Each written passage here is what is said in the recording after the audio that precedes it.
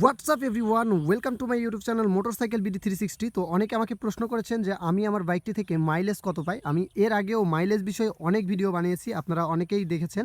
তো যাই হোক, অনেকের সেই ভিডিও দেখে সলভ করে কিন্তু অনেকের মাইলেজ বেড়েও গিয়েছে। তো আমি কত মাইলেজ পাচ্ছি সবাই জিজ্ঞেস করেছেন। তো আমি মোটামুটি এখন 50-এর উপরে মাইলেজ পাচ্ছি, মানে 52 থেকে 53-54 এরকম মাইলেজ পাচ্ছি। আমি দেখেছি যে লংয়ে গেলে আমার 50-এর উপরে মাইলেজ দিচ্ছে, এবং যদি আমি সিটিতে রাইড করি কখনও 48-এর নিচে আমার মাইলেজ আসে নাই আজকে পর্যন্ত। তো এই হচ্ছে বিষয়। আর হিরো হাঙ্ক নিয়ে অনেকের মতবাদ আছে যে এটার নাকি মাইলেজ কম। তো আমি কিভাবে বলবো যে এটার মাইলেজ কম? আমার কাছ থেকে আমি কখনো মাইলেজ কম পাই নাই। আমি যদি সঠিক মেনটেন্যান্সে রাখতে পারি তাহলে অবশ্যই আমার বাইকের মাইলেজটি এমনই থাকবে। তো আমি আশা করি আপনিও যদি আপনার বাইকটা সঠিকভাবে মেনটেন করেন তাহলে অবশ্যই আপনার বাইকের মাইলেজটাও আপনি 45+ পাবেন। এর আশেপাশে আপনি পাবেনই, এর নিচে কখনোই মাইলেজ আসবে না। এটা আমার মানে চ্যালেঞ্জ থাকলো যে আপনাদের হাঙ্কের মাইলেজ অবশ্যই 45-এর উপরে পাবেন। আর এটাই হচ্ছে বিষয়।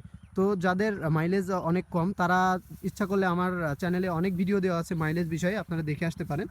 তো আপনারা দেখে আপনাদের বাইকের মাইলেজটি আপনিও বাড়িয়ে নিতে পারেন।